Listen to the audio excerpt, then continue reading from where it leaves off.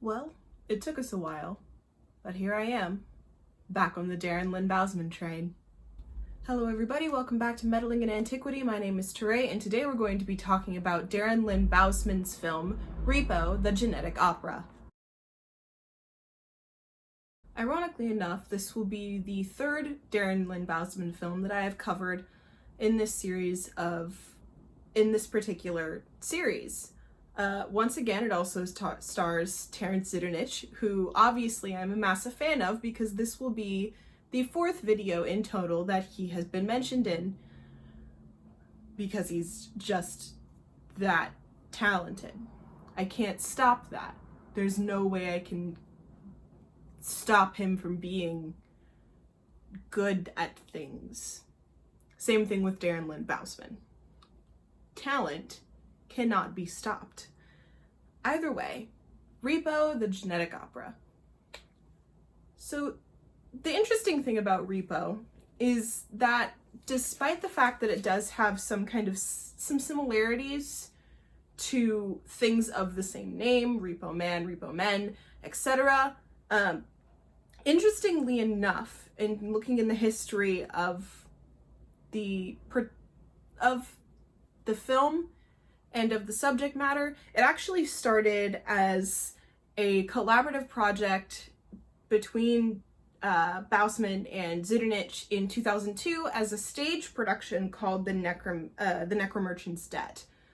And through the years that developed into the film, which is really cool because the process of taking a stage show into a film or vice versa is usually very difficult, as exemplified in things like Broadway's Moulin Rouge, adapted from Baz Luhrmann's Moulin Rouge, which a very particular style that can't necessarily be replicated in a stage show.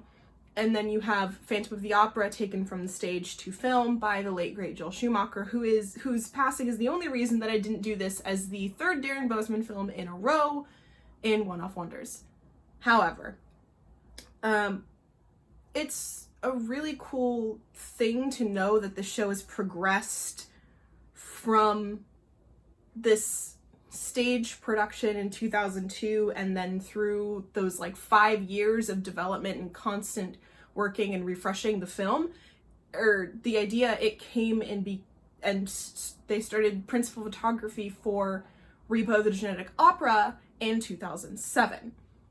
So getting into, now that we've kind of covered a really brief history of the origins of the show and the galaxy-brained people behind it, let's get into breaking down the cast, their performances, and a few other things that you've probably seen them in. Diving directly into getting the cast broken down, we start with our main character, Shiloh Wallace, played excellently by a young Alexa Peña-Vega, who people my age or people a few years older than me will probably recognize as Carmen from Spy Kids, and also as Wick from The Devil's Carnival, because she was in the first film in that franchise as well. Her performance is really good. Considering this is an operetta, it's done very similarly to Les Mis. That's how the film is structured in regards to the musical style, in that they're pretty much constantly singing, which is really cool. And considering Alexa Peña-Vega was quite young when they made this film, it's really incredible to kind of see her having to do the rock vocals in an operatic style. Was really cool. Her performance is excellent. It's kind of a campy movie, so you can't really judge anybody's performance based on the quality of their acting, because the movie is purposefully a little bit campy in how the violence is structured in the film, because it is a very violent film. It is about organ repossessions. So it's really cool to watch the kind of mix the camp and the seriousness and the horror elements of that particular film, and Alexa Peña-Vega's portrayal of Shiloh is excellent. Now moving on to Shiloh's father, Nathan Wallace. He's played by Anthony Head, who people will recognize as Giles from Buffy the Vampire Slayer, or if you're a if you're more of a high fantasy person, you'll also recognize him as King Uther Pendragon from Merlin. So Nathan is kind of our resident, one of the bad guys. He's not the big bad evil guy, the BBEG in D&D terms, but he is kind of, I can't even really call him a bad guy. He's really more of an anti-hero because the role he plays isn't particularly good or bad. It's very much in that morally gray area, and I think it's really interesting. And there's a very much a dual personality that Nathan develops as a result of having to play the loving father and also the Repo Man. So essentially he comes up with this split personality. There's one half of him who is Shiloh's father, who is Nathan Wallace, and then there's this entire different half who is the Repo Man. Which I think is really cool because he does it so well, and he also plays with it in how he sings his music. So Nathan's style is very, very much more kind of a normal standard style, but then when the Repo Man comes out, it's very growly and very guttural and just very aggressive, which I think is really cool and a really excellent way to show the changes that Nathan is going through in regards to shifting from that one side of himself to the other. Next, we have Sarah Brightman, who pretty much everybody who's a theater person will know the name Sarah Brightman, who was Andrew Lloyd Webber's wife for quite some time. He wrote the role of Sarah in Phantom of the Opera for her. In this particular production, she plays Blind Mag, who is a singer who is contracted to work for the BBEG's company, GeneCo. And she's a performer at what is called the Genetic Opera, which is essentially a showcase that GeneCo puts on where they show off their work, which is surgery for fashion. Blind Mag, obviously, was blind, but was given new robotic eyes by GeneCo in exchange for performing for them, and essentially as long as she has those eyes, she is tied to GeneCo. Now, her character is interesting because her relationship with Shiloh and Nathan isn't really revealed until quite a bit later in the film. But Blind Mag is actually Shiloh's godmother because she was best friends with Shiloh's mother, Marnie, who was kind of the cornerstone of all of the things in the plot that are happening. And I'm not really going to give too much away because it is an excellent movie and I really do recommend you watch it. But Blind Mag is a very interesting character because by the end of the film, what essentially happens is she has a full kind of journey on her own that we don't really see a lot of, but is really cool to watch her go from someone who's very reluctant to finally kind of taking her life back into her own hands. It's really cool to see. Next, we have Paul Sorvino, who is another name that I've mentioned regularly on this channel because being a fan of Darren Bousman and Terrence Zdunich, I've mentioned him before because he is the actor who portrays God in the Devil's Carnival franchise, but he is also in Goodfellas, which I did not know he was in, but, you know, you learn things when watching the clips in the beginning of Binging with Babish videos. It happens. Paul Sorvino plays Roti Largo, who is our big bad evil guy. He is the BBEG in this particular franchise.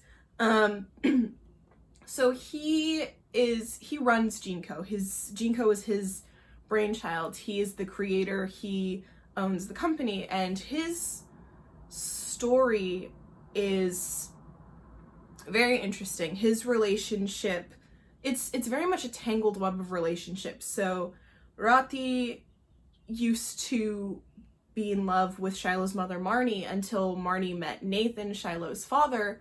They were actually engaged. Marnie broke off her engagement to be with Nathan. So Rati obviously didn't like that, and you can probably infer that the reason he's the BBEG is because he took revenge, and he is kind of the reason why the plot is happening.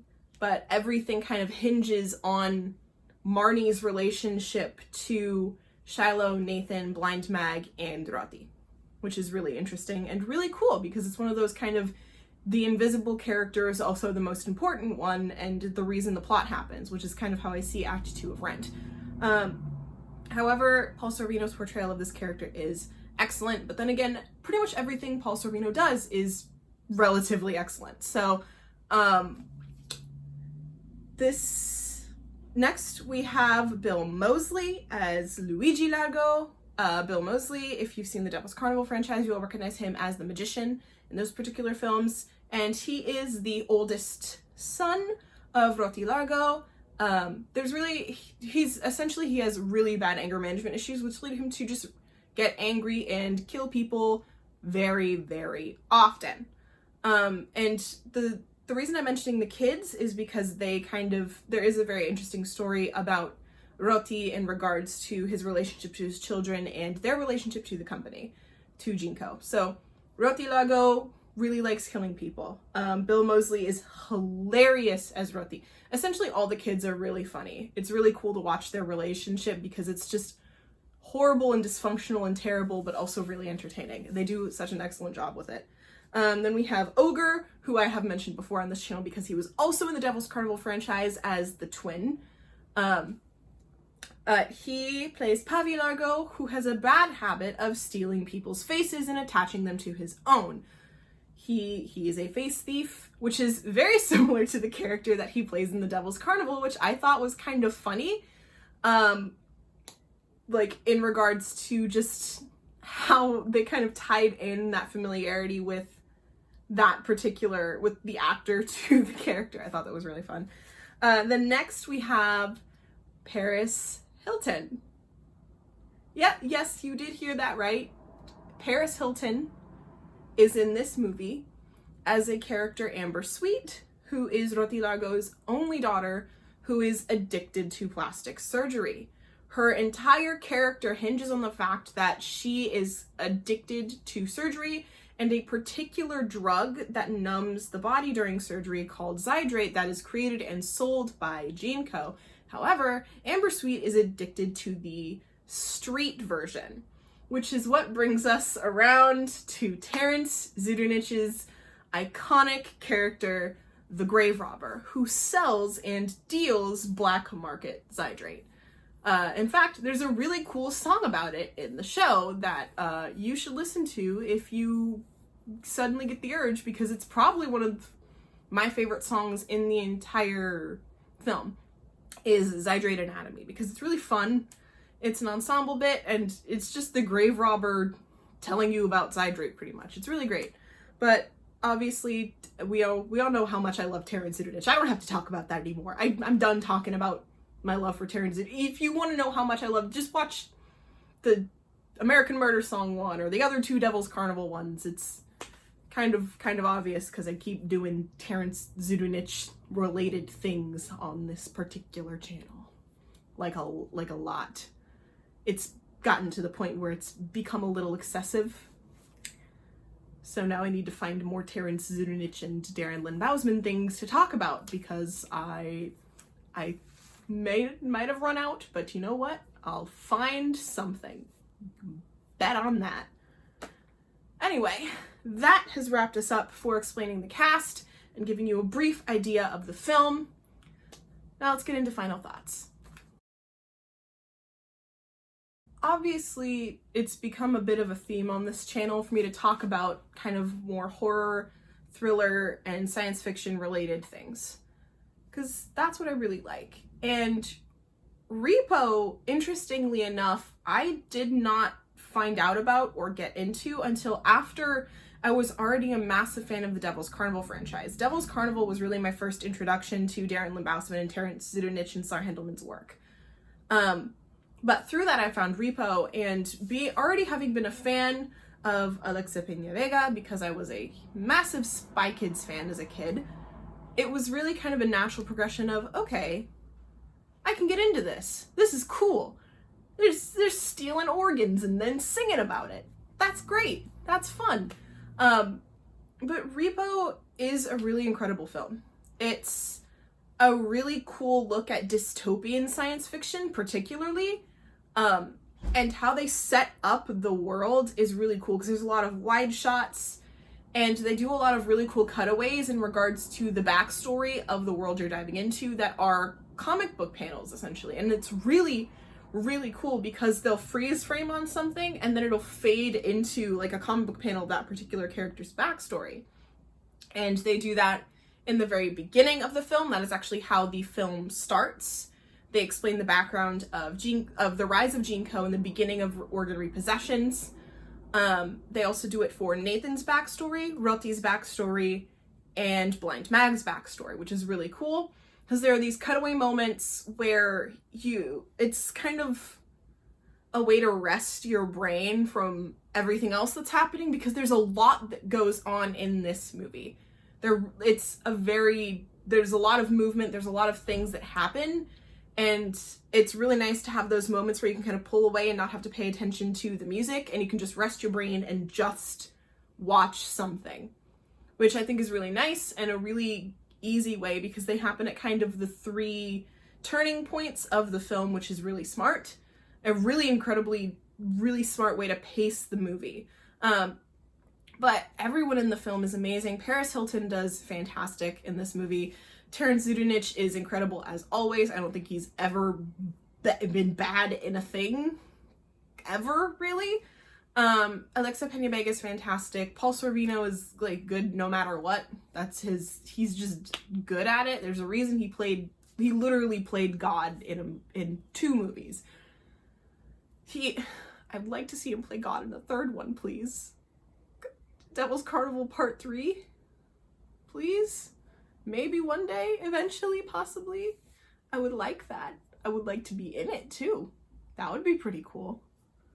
I do the theater thing and the acting thing and the singing thing. I would like that. Anyway, Repo Genetic Opera is a fantastic movie. I do recommend checking it out. It is available to stream on iTunes. Yeah, it's a good movie. Support independent creators, support independent media. That about wraps us up for this episode of One Off Wonders. And I will see everybody on Friday for a new segment. Bye.